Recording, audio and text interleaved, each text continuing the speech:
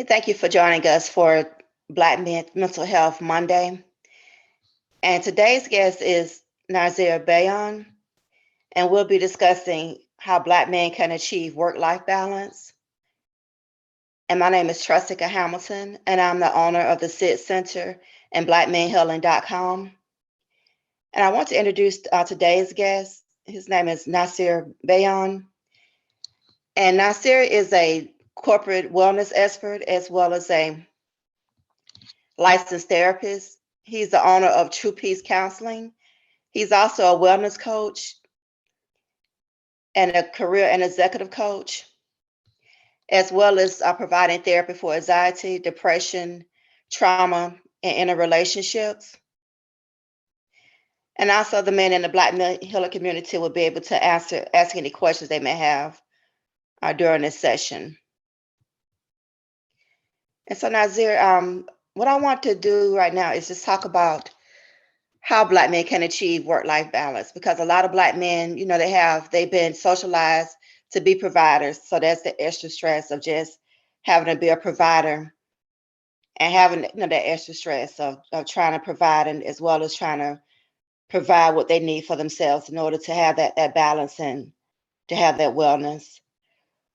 So what suggestions do you have for men who are struggling right now to have that work-life balance, even with trying to balance family duties and work duties? Excellent question. And first things first, I just want to say thank you to you and to everybody that's listening. I really appreciate you sharing your platform. So one, I just want to say thank you. Thank you. And yeah, it's a dope question. It's an excellent question. It's a real question. The first two things that kind of came up in terms of, I think, say, hey, how can Black men, how can brothers, kind of find some of that work-life balance? The first thing that literally popped in my mind was, know that you are not alone. Know that you are not alone.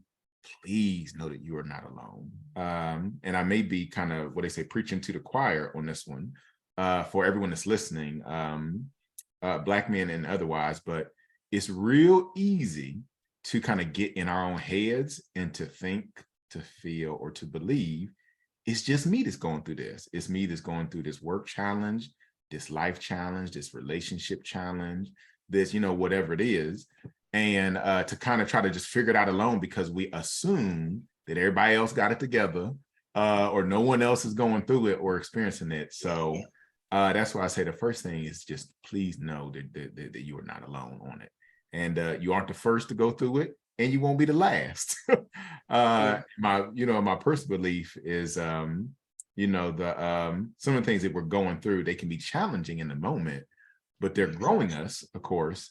And sometimes they're growing us so that we can help somebody else.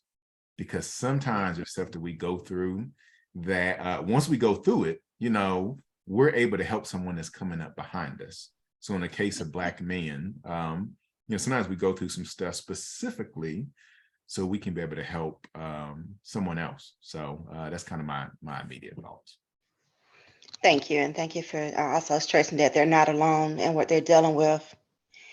And some of the men, they had questions about just dealing with, being in corporate America and having to do code switching and just the stress inherent in that, and the energy being like they feel like they're being intimidating to people with just their male energy, Black male energy, and dealing with the microaggressions in the workplace and how that is causing stress and affecting their mental health.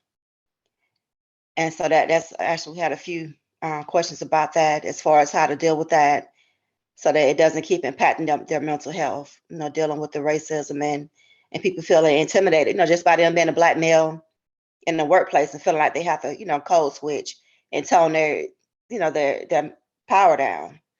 And do you have any suggestions for men who are dealing with that in the workplace? Ooh-wee. Yeah. Ooh-wee. Oh wow. And the for anyone that's watching this live or that is watching after the fact, this is an unscripted conversation because so you and I just tap in and just start talking. So I didn't come like with the 3 easy points prepared, that sort of thing. It's just a scripted unscripted combo. I say that to say what you're saying is real. It's real. I've experienced it in my own life. I know a lot of men and a lot of brothers have. Again, know that you are not alone. Know that some of what you're experiencing is real. Yes. And acknowledge or I guess I want to empathize with or acknowledge the challenge when, as Black men, sometimes we're sometimes the only in the space.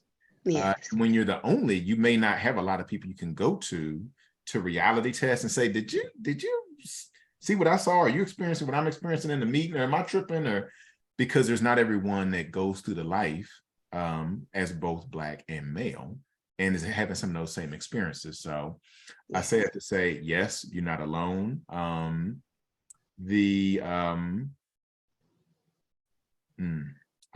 even pausing because there isn't one easy answer I can give. I'm like, oh, just do these 2 or 3 things and it's all good. So that's a part of the reason that I'm pausing. In my own experience, knowing I wasn't alone, finding other Black men, other men, just other folks that I could trust to talk to confide in, to get perspective from was helpful. And sometimes that could be inside of the workplace or the job or the organization. Sometimes that's outside of the job, the workplace, the organization. So you might stay in the job, but you're getting some support from outside of it to be able to help while you're in it. So those are the 2 things that are coming up is, again, know that it's real, know you're not alone, and start looking for other places where you think you can get some support, and just know it may be in the job role and it may be outside of it. Yeah, thank you also for saying that, as far as they may need to look outside of the workplace for support. Because like you said, a lot of men, they're the only one in that position. And also the key word too is trust. They may not be able to trust, even if they're not the only one, they may feel like they can't trust, someone else in the workplace. Mm-hmm. So it is important trying to find outside supports. Yes, absolutely. Absolutely. Yeah. I one time, I'm trying to think of where I heard it first, but I heard someone use the phrase, they called it the loneliness of onliness. Oh, I'm gonna yes. say that again. Come on. The loneliness of onliness. Now, and that could apply in a lot of different ways. Now, but in this specific case, the loneliness that doesn't have to, but can sometimes come with being the only in a group. So in this case, if you're the only Black man or one of only a few, there's sometimes is some loneliness that comes with that. And if we don't acknowledge it, it can have us stressed out, depressed, anxious, grieving the fact that we don't have other folks that look like us. And there can be some loneliness to being the only. So I say that just to acknowledge the fact that if brothers are experiencing that, it's real. You're not alone. It's not just made up. It's real because we are human. We're going to experience, what happens, in some of those situations. So that loneliness or onlyness can be a real thing. Thank you. And also, I like how you keep emphasizing that they're not the only one going through that. Because I think a lot of times men, Black men think they're the only one, and they hold so much in already. And also not only impacts their mental health, but also their physical health when they keep holding so much in. And so I think it's important to keep emphasizing they need to seek out support, even if it's outside of the workplace, and knowing that they're not the only one. And just having that where they can voice what's going on, and having people to say, well, what you're experiencing is real, so that they don't feel like that they're being minimized.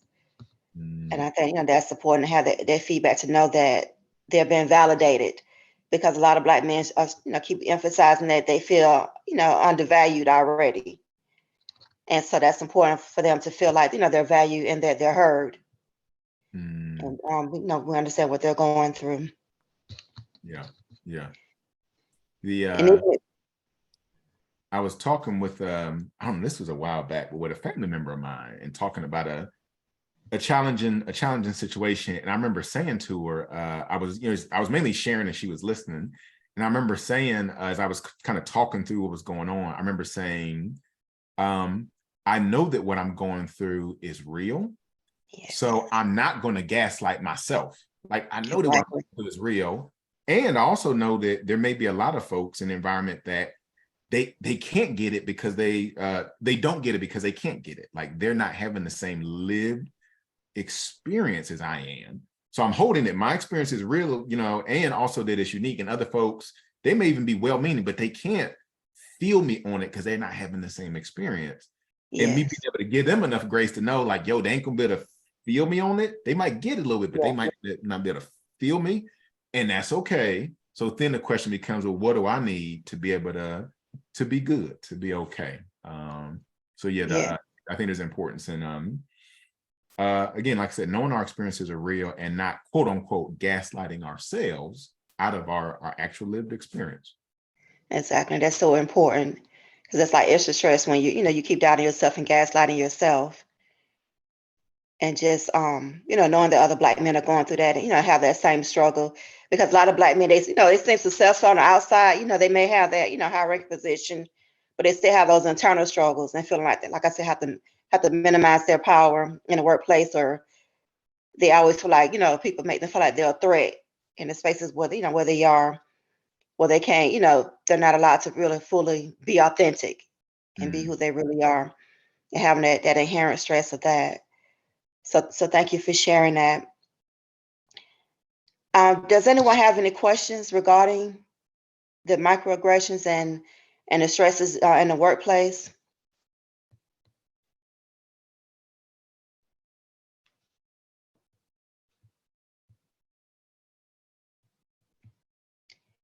Let me Looking see at if the I can brothers on the answer. screen, if they got any questions, of course, I would love to not just answer them, but just chop it up, connect. So if brothers do have questions, that'll be great. If I'm looking in the chat, I see somebody in the chat put, "Behold, Chaplain James has arrived." So what's up, Chaplain James?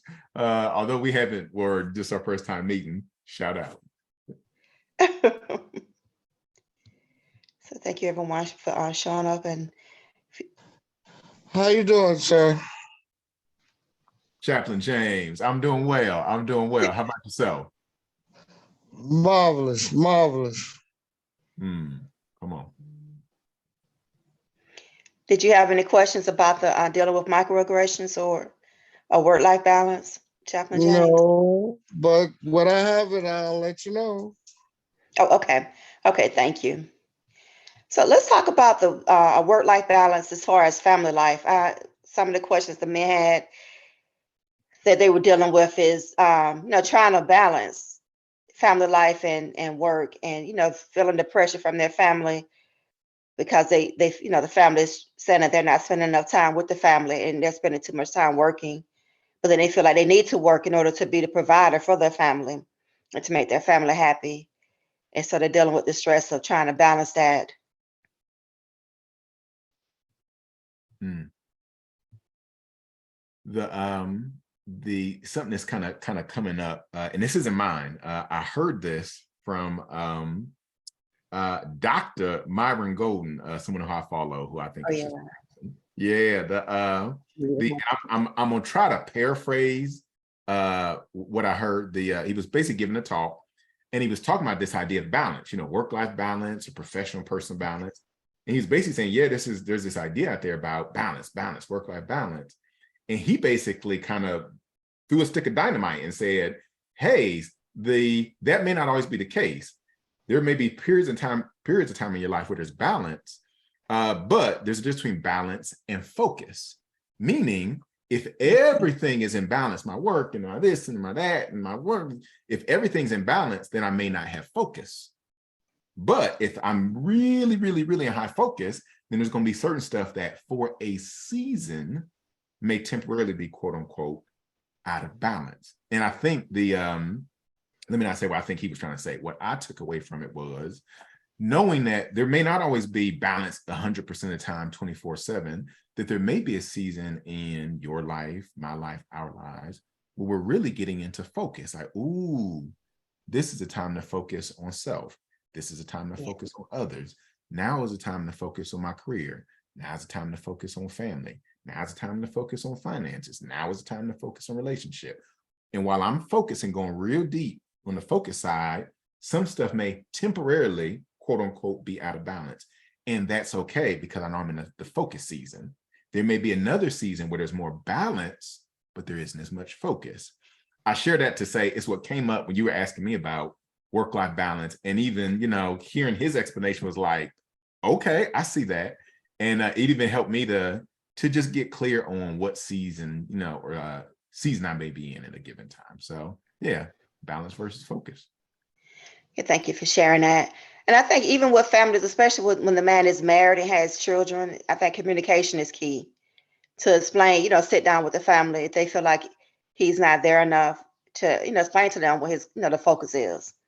So that everyone has that same vision for what he's trying to accomplish for the family, as the provider, so that, he won't feel like the wife is, nagging or, saying he's not at home enough, or the children feel like they're being neglected. So I think communication with that is key too, explaining what the focus is and why he seems to be so focused on work right now.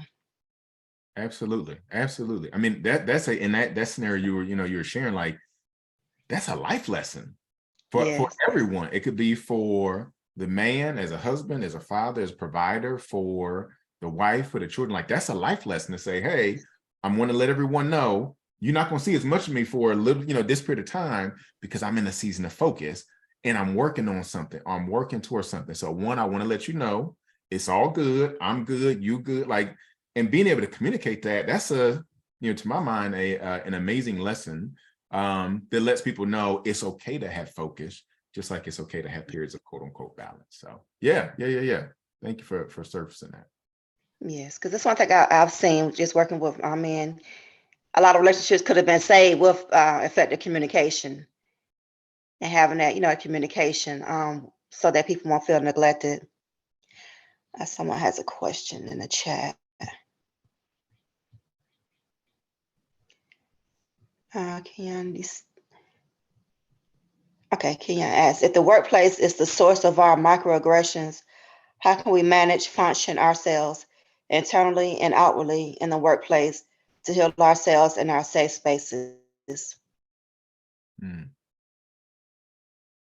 I think is it brother Kenyon? Am I pronouncing that right? Keon.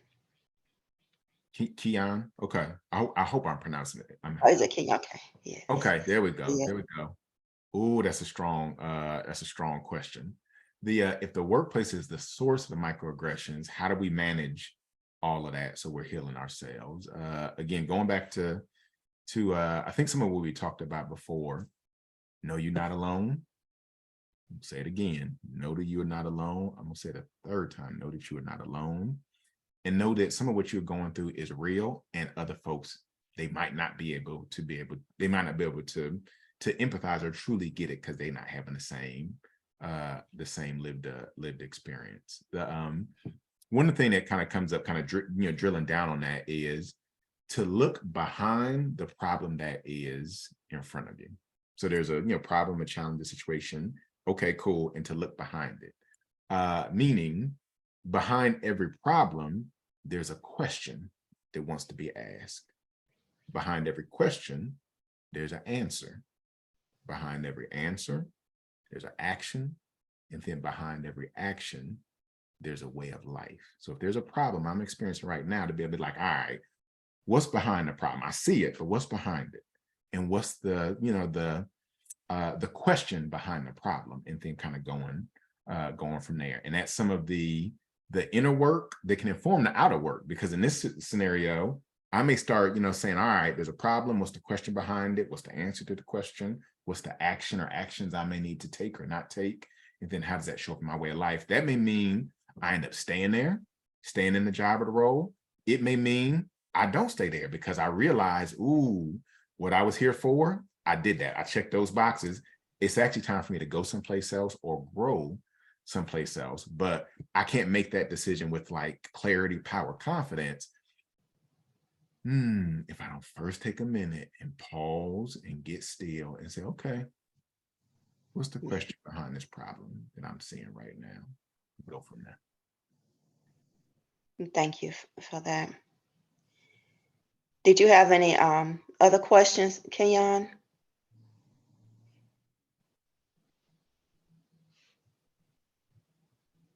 Okay, he said he appreciates it. Okay, and then Mark had a question. How can I cultivate balance using social media for personal and professional reasons? I don't know if Brother Mark wants to come off mute or not. If not, he could put in the chat. I'm trying to make sure I understand the question, because I don't know if I fully understand it. So I don't want to just start Okay, you rambling, can and I'm not even tapping into what the core of the question was. you can unmute Mark if you want to clarify your question for him. Yeah, thank you. I got in kind of late. I'm not clear about, I use social media for personal reasons and professional reasons. And sometimes I feel like I'm on it more for professional reasons than I am for personal reasons. And I feel like I'm working too much, like Saturday night, Sunday morning when I really need a break. But my brain is, I'm obsessed with work or this new career that I have. And I feel like I'm almost getting burned out already. And I don't know how to like stop using the phone. I'm on Facebook, I'm on Instagram, I'm on LinkedIn, I'm on Twitter, like a lot. And it's affecting the way I sleep. I'm not getting enough rest. You understand? I think so, and I'm kind of keying in as you're talking. So if you want to say more, Yeah, I have a new career. I'm 62 years old, and I find myself on social media like obsessively, and as a result, I'm not getting enough self-care. I'm not getting enough rest. I'm not having fun because I'm obsessed with work, and it's starting to bother me spiritually. So how do I get some balance between this new career and being still so I can listen to God tell me what to do next? Ooh, man. The two things, Brother Mark, thank you for that question. It's a real one. And then the second thing is one, I love people. Of course, I love Black people. I love serving us. And it's amazing to me how sometimes when a person asks the question, the answer is already wrapped into the question that they ask. So, Brother Mark, if you ever I guess play this back or whatever, the answer is literally in the question that you ask. Because at the end you say it, or you say it, how do I get still and then allow, and I'm paraphrasing, but allow God to kind of speak to me and let me know what the next next step is.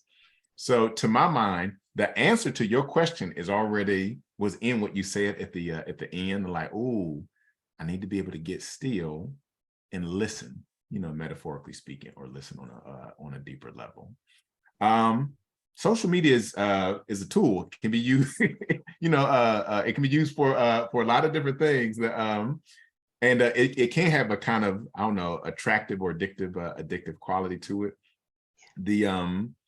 It sounds like, we were talking a couple minutes ago about the difference between focus and balance. And I think, I could be wrong, but I think I'm hearing I'm really focused and social media is a part of it.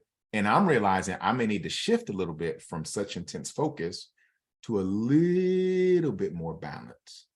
And that could be, I think you said spiritual balance, rest, being, lighter on yourself, giving yourself permission to literally slow down and pause and say, oh, what do I need now? What does my body need now? How will that serve me long term so that I can, dial in and be more effective over in the focus lane. So without throwing too many words at it, it sounds like the answer was in the question. Give yourself some of that permission to literally, like, not figurative, not metaphorical, literally. Ooh, take a breath and slow down to tap into that stillness and wisdomness already inside of you. So I'll pause there. Yes. Thank you for that. Even before you even start your day, if if your spiritual practice is important, make that the first part of your day, how you start your day before you even get on social media. Just taking that time to be still. even if it's 15 minutes. And then, then get on social media because it can be addictive. It's like a rabbit hole. Mhm.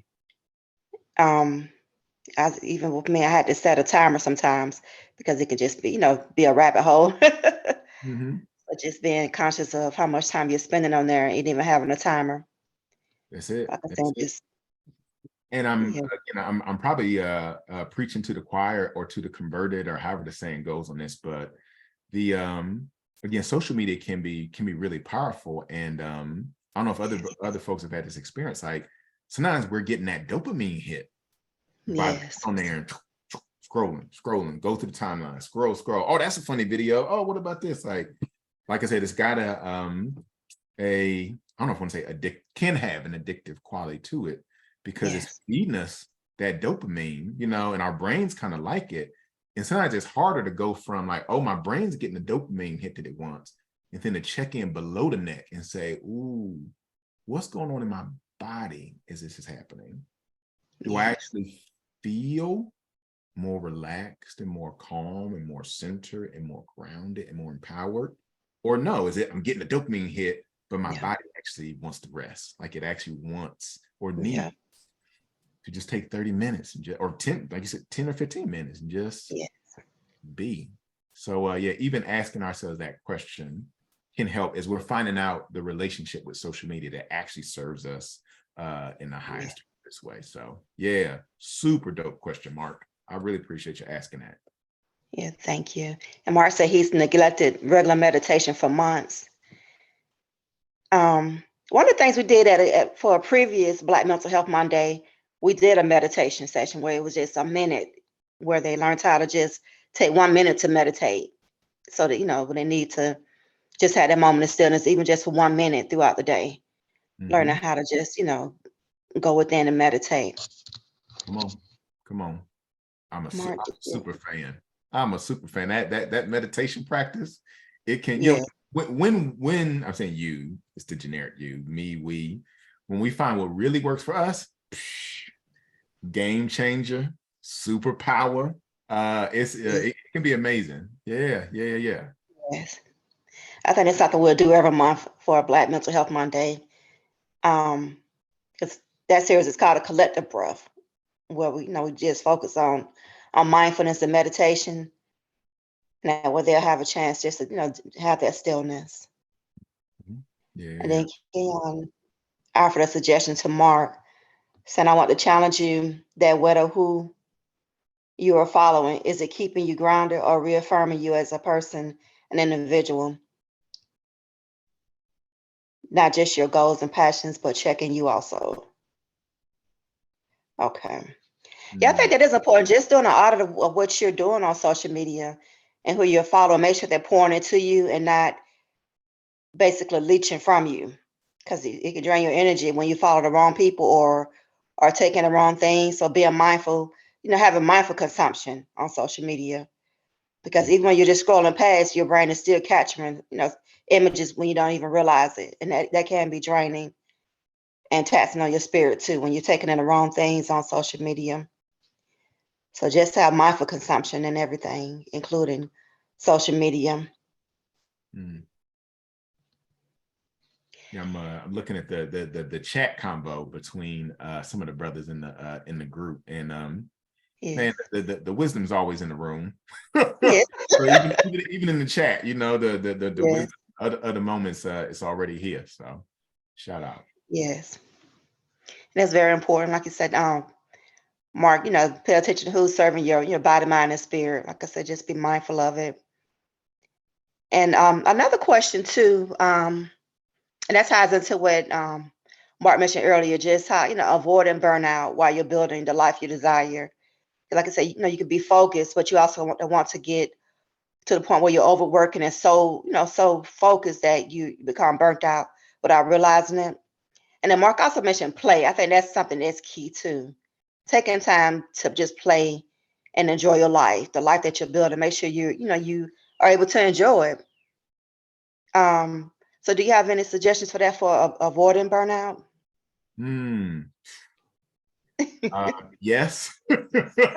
Yeah, I do the I love talking. I love talking about this, and even more so than talking about it, I love sharing some of the actual practical, Yes. tangible practices that people can do to avoid burnout. Because this word burnout and all your stress is talking about what's going on in our bodies. So Yes. I like to, I think two things. One, let folks know that there's a difference between talking about it, thinking about it, versus actually pausing and practicing things that help Yes. our bodies to relieve stress or get rid of burnout. Not because there's nothing, not because there's something wrong with talking about it or thinking about it, but that, and I'll share this framework. I call it the mind, mouth, and muscles approach. Mind is about what we think. So thought. Mouth is about our words, and then muscles, quote unquote, is about our actions or our deeds, what we do. So the question becomes, if I really want to relieve stress, if I really want to not be burnt out or relieve burnout or have a lot less of it, am I taking the mind approach where I'm thinking about, man, it'd be great to have less burnout? Am I taking the mouth approach where I'm talking about it? Man, it'd be great to have less burnout. Or am I taking the muscles approach where I actually am pausing and doing practices that physiologically get the stress out of my nervous system? And one of those you already talked about, Tresca, which was like the breathing.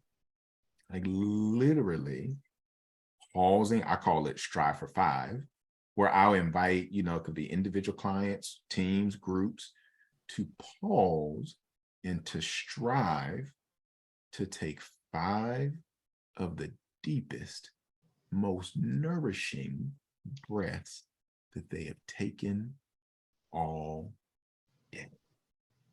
That's And we good. literally, we pause for just like 60 seconds and allow ourselves to do that and just see like, oh, snap. Okay, I was holding on to a little tension. Okay, let me let my shoulders fall down. Let me relax my jaw. Okay, my thoughts were going. Okay, like, and even something like that, the Strive for 5 breathing practice, you'd be amazed at how powerful it is in helping to kind of relieve and then eventually banish burnout. So yeah, that's just one practice out of many. Thank you. I like that. Strive for 5. It's easy to remember too. Mm. Thank you for sharing that. Okay, and does anyone have any final questions for Nasir?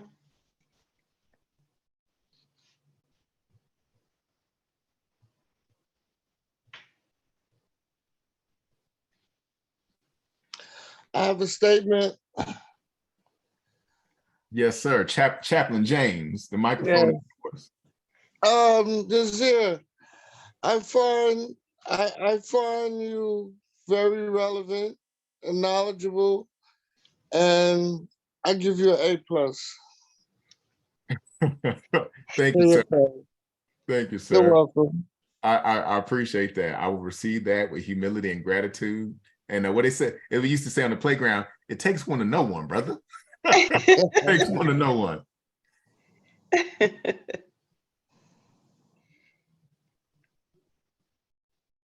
So thank you for the feedback, and thank you guys for joining and participating. And thank you so much, Nasir. And will you tell everyone how to get in touch with you? Yeah, absolutely. Right now, there's another website that's coming, but right now, a person could go to just my personal website, which is www.nasirbayan, NasirBayan.com.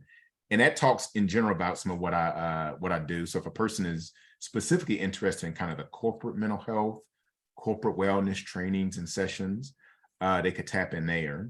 Or if a person is kind of interested in more the individual, like the one-on-one counseling or therapy or even wellness coaching sessions, then they can check out our private practice, which is www.truepeacecounseling.com, all one word, truepeacecounseling.com. So between those two, they could find me online. I think I got an IG. It's not a lot on there, but an IG and a LinkedIn as well. So those, I guess, 4 places a person could find me, reach out, and tap in if needed.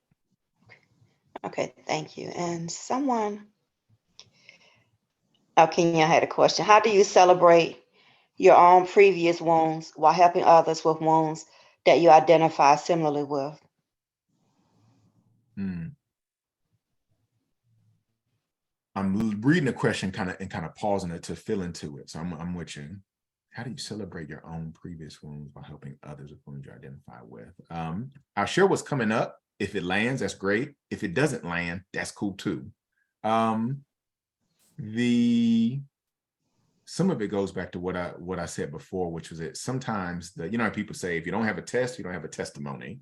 Yeah. Some of it goes back to some of that in the sense of there may be things that you either have experienced or are experiencing that, Yeah. although they may be challenging in the moment, they're growing you into the person that is going to be perfect for helping someone that comes behind you, because you speak it, you get it, you know it, you lived it.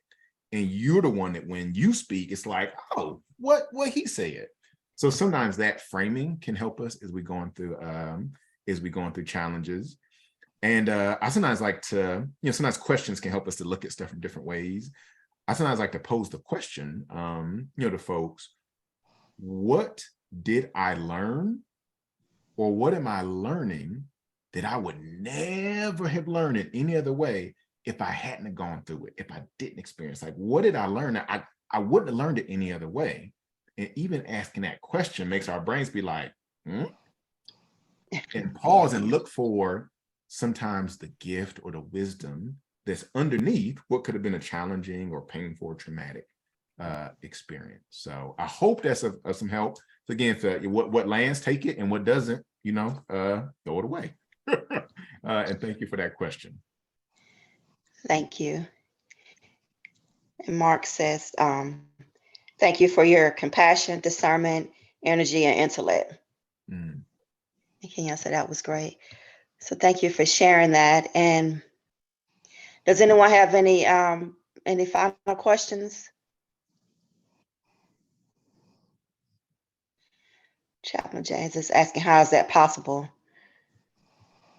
No, I'm talking about you put now, and I said, how is that possible? Oh, as far as talking, Yes. are you talking about asking Nasir questions? No, you. It was to Oh, yeah, you. question for me? Yes. Okay. Is it regarding the topic that we're talking about? It's regarding this topic and similar topics. Oh, I mean, okay, you can ask me questions. I mean, that's Yeah, fine. because I believe I wrote you online and you never got back to me, and I'm wondering, so when can that be possible? Oh, okay. So that means I didn't get your email. If you sent me, was it an email? No, it was on what, LinkedIn? Oh, okay. I have to check my LinkedIn and I'll respond back to you. Okay. All right, Okay. it's Chaplain James Litcat. It's Okay. James Litcat on LinkedIn. Oh, okay. I'll look at it and get back to you. Okay, Thank but you.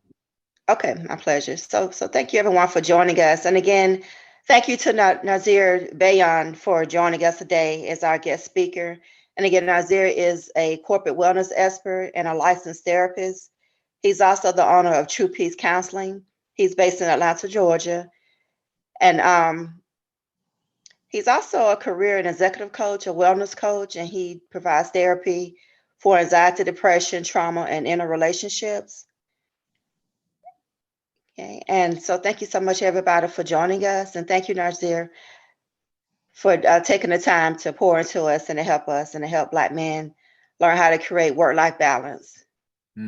Yeah, well, thank you. Nigeria, Yes, sir. if I ever get out to Atlanta, Georgia, I'm gonna look you up. Come on I'm now. starting 3 to 5 day retreats soon, but I'm here in New York. But I plan on expanding. Roger that. I think I heard you mention LinkedIn. I'm on LinkedIn, Yeah. so if you search me there, we can, I think they call it connected on there. connect. And Okay. yeah, if or when you're gonna be in Atlanta, let's connect. All right. You have a deal. Okay, so thank you, man. And you all have a great day. And thank you so much, Nazir, for joining us and for helping us and helping the men to create work-life balance in their lives. Yeah, I was gonna say thank you, Tressica. I appreciate you. I Okay. appreciate what Thank you've done, what you're doing. I appreciate this platform, and it really is a privilege. So yeah, thank you. Thank you. And if you may have any other questions or for future Black Men Healing Mondays, you can sign up for the Black Men Healing community, which is free at blackmenhealing.com. So thank you, everyone, and thank you, Nazir, and have a great day. Okay. Okay, thank you.